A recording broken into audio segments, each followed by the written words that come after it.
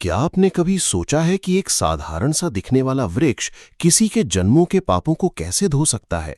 आखिर क्यों पीपल के पेड़ को इतना पवित्र माना गया है कि स्वयं भगवान ब्रह्मांड छोड़कर उसमें वास करते हैं?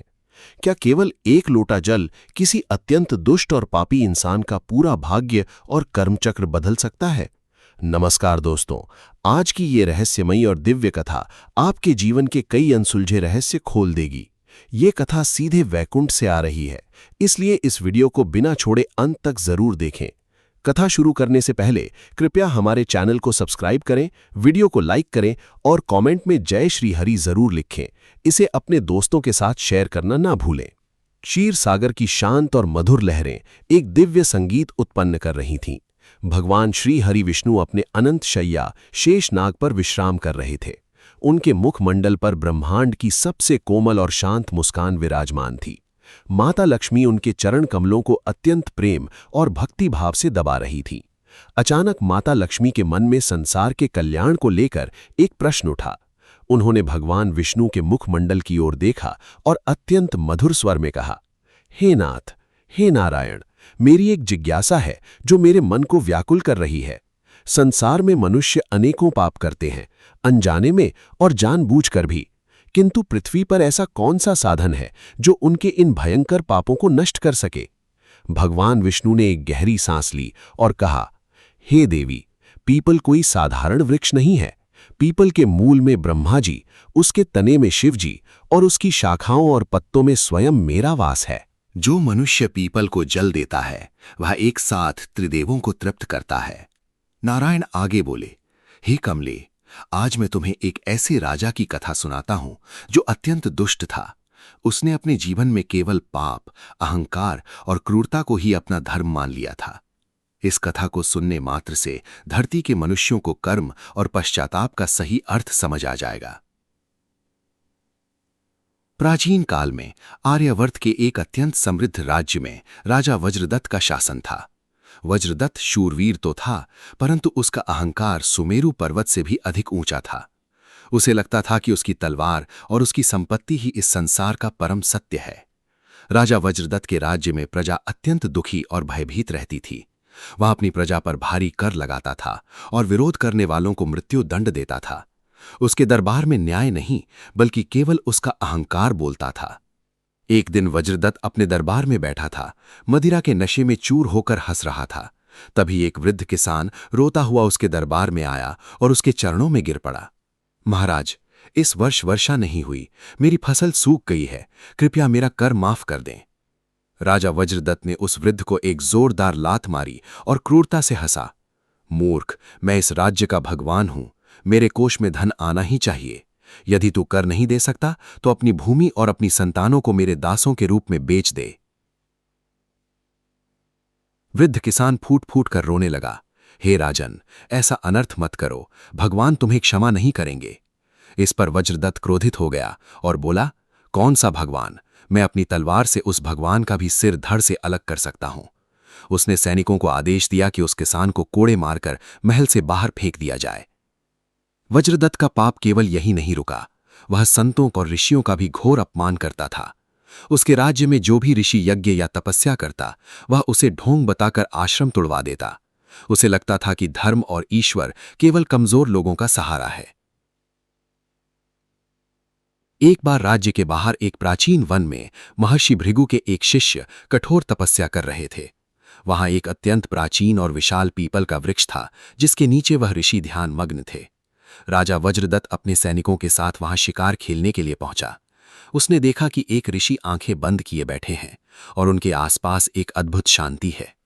राजा को उस शांति से घृणा होने लगी, क्योंकि उसका अपना मन अशांत और पापी था। उसने चिल्लाकर कहा, ओ पाखंडी, मेरे जंगल में बैठकर ये क्या नाटक कर रहा है? ऋषि ने अपनी आंखें नहीं खोली, वे परम ध्यान की अवस्था में थे।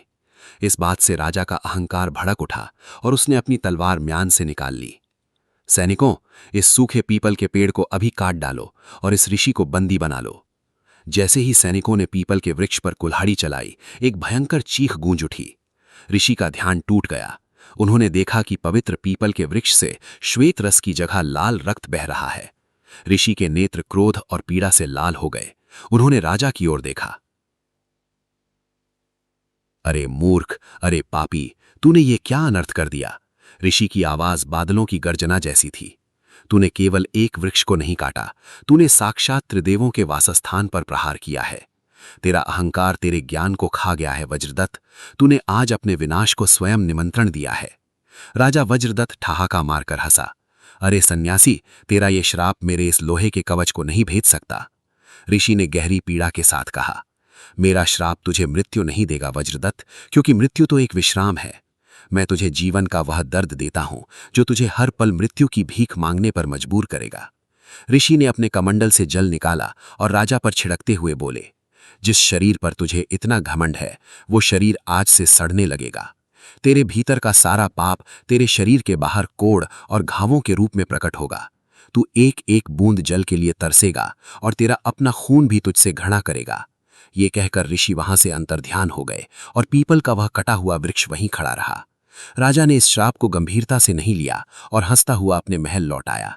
माता लक्ष्मी यह सब सुनकर अत्यंत दुखी हो गई। उन्होंने पूछा, हे नारायण, फिर उस राजा का क्या हुआ? क्या ऋषि का शाप फलीभूत हुआ? भगवान विष्णु ने एक गंभीर सांस ली और बोले, हे देवी, कर्मों का फल तो देवताओं को भी भुगतना पड़ता है।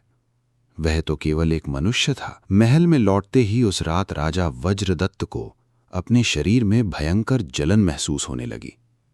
अगली सुबह जब उसने आईना देखा तो उसकी चीख से पूरा राजमहल दहल उठा। उसके सुंदर और बलिष्ठ शरीर पर बड़े बड़े सफेद दाग और रिश्ते हुए घाव बन गए थे। उसका शरीर कोढ़ से ग्रसित हो गया था और उसके घावों से अत्यंत दुर्गंध आ रही थी। उसने राज्य के सबसे बड़े वैद्यों को बुलवाया, लेकिन किसी भी औषधि का उस पर कोई असर नहीं हुआ। उसकी पीड़ा इतनी बढ़ गई कि वह रात दिन अपने महल में तड़पता और चीखता रहता था। धीरे धीरे राजा का शरीर सड़ने लगा। उसकी उंगलियां गलकर गिरने लगीं। उसकी दुर्गंध इतनी भयंकर हो गई कि उसके अपने सेवक उसके कमरे में जाने से मना करने लगे।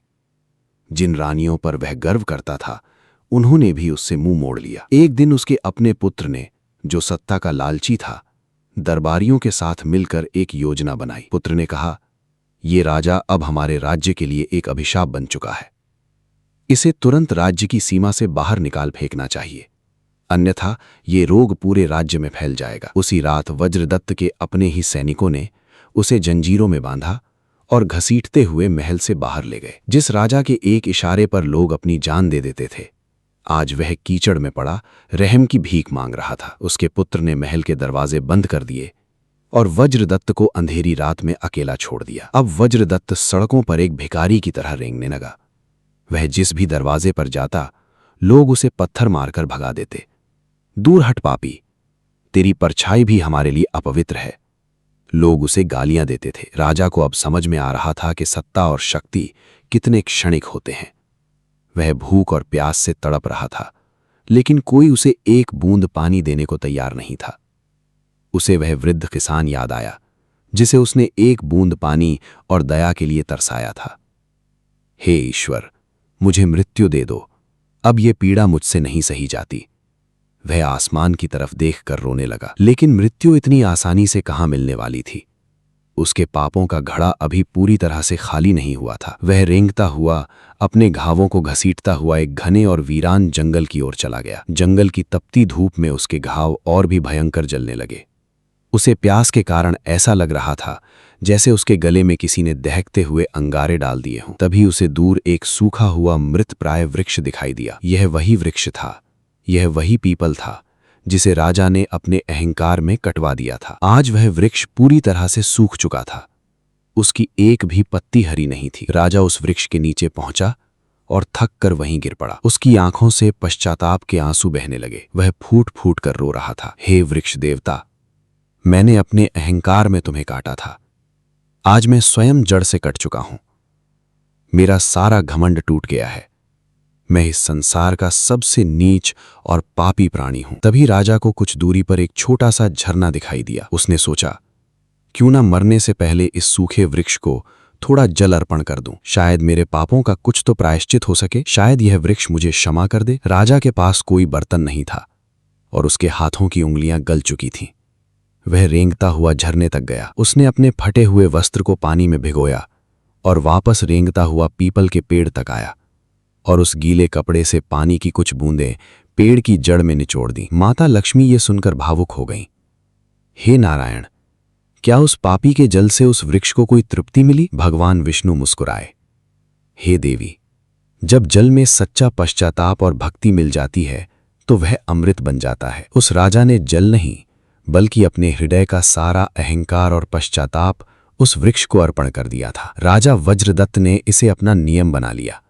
वह रोज अत्यंत पीड़ा सहकर झरने तक जाता, अपने कपड़े को भिगोता और उस सूखे पीपल की जड़ में जल की कुछ बूंदें डाल देता। वह रोज उस वृक्ष से बातें करता, रोता और अपने एक एक पाप के लिए क्षमा मांगता। हे प्रभु, मैंने उस गरीब किसान को लात मारी थी, आज मेरे पैर गल चुके हैं। मैंने संतों का अपमान किया था, आज पूरी दुनिया मेरा अपमान कर रही है। मैं ये नहीं कहता कि मेरे घाव ठीक कर दो, बस मेरे इस पापी मन को शांति दे दो। महीनों बीत गए, सर्दी, गर्मी और बरसात का मौसम आया और चला गया। राजा की पीड़ा कम नहीं हुई, लेकिन उसके मन का अहंकार पूरी तरह से राख हो चुका था। अब वो राजा वज्रदत्त नहीं था, वो केवल एक सच्चा पश्चातापी भक्त बन चुका था। एक दिन वैशाख मास की चिलचिलाती धूप थी। राजा पानी लाने के लिए झरने तक गया, लेकिन आज उसके शरीर ने जवाब दे दिया। वो झरने के पास ही बेहोश होकर गिर पड़ा। उसे लगा कि आज उसका अंत निश्चित है, वो आज उस पीपल को जल नहीं दे पाएगा। अचानक राजा को एक बहुत ही कोमल और शीतल स्पर्श महसूस हुआ, जैसे किसी ने उसके तड़पते हुए शरीर पर चंदन का लेप लगा दिया हो। राजा ने धीरे से अपनी आंखें खोलीं और जो उसने देखा उस पर उसे विश्वास नहीं हुआ। वहां कोई सूखा पीपल नहीं था, वहां एक अत्यंत विशाल, हरा भरा और प्रकाशवान पीपल का वृक्ष खड़ा था। उस वृक्ष के एक एक पत्ते से एक दिव्य और स्वर्णिम प्रकाश निकल रहा था।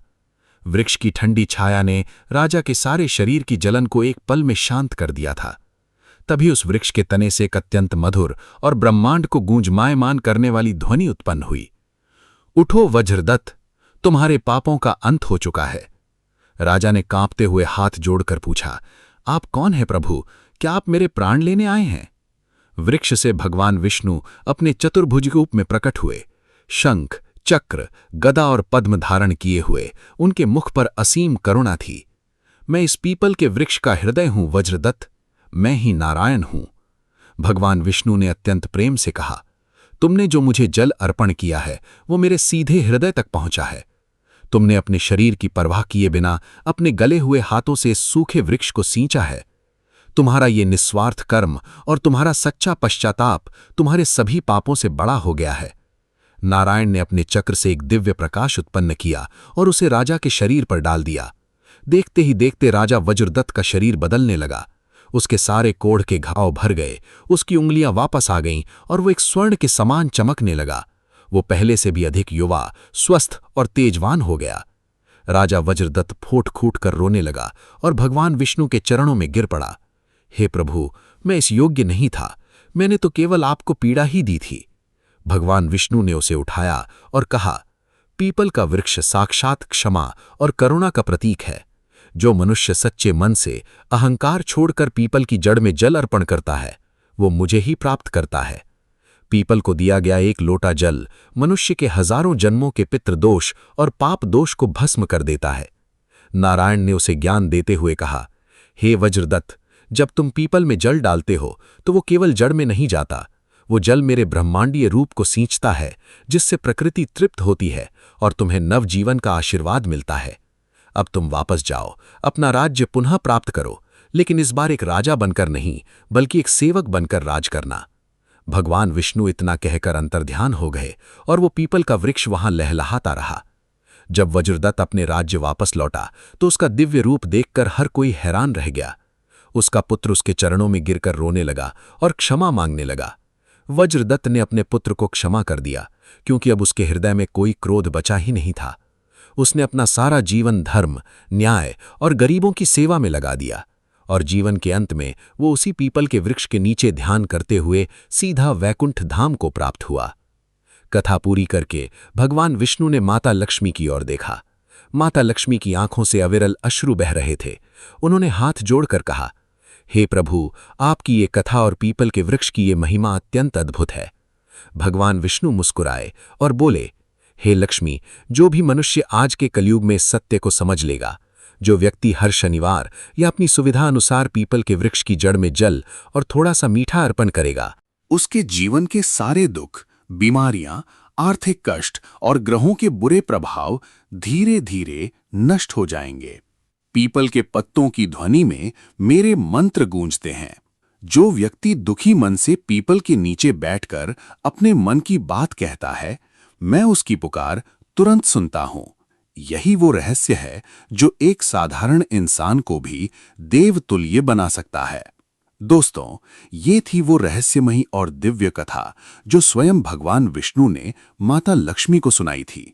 पीपल को जल देना कोई अंधविश्वास नहीं, बल्कि स्वयं को ईश्वर के साथ जोड़ने का एक महाविज्ञान है। जब आप पीपल को सींचते हैं तो असल में आप अपने ही सूखे हुए भाग्य को हरा भरा कर रहे होते हैं। अगर आपको ये पौराणिक कथा हृदय से अच्छी लगी हो और इसमें छिपे हुए ज्ञान ने आपको प्रेरित किया हो, तो कृपया इस वीडियो को लाइक करें और अपने परिवार और दोस्तों के साथ इसे अधिक से अधिक शेयर करें। हमारे चैनल को सब्सक्राइब करना बिल्कुल न भूलें, ताकि ऐसी ही दिव्य कथाएं आप तक पहुंचती रहें। कमेंट बॉक्स में पूरे भक्ति भाव से जय श्री हरि विष्णु और जय माता लक्ष्मी अवश्य लिखें। धन्यवाद।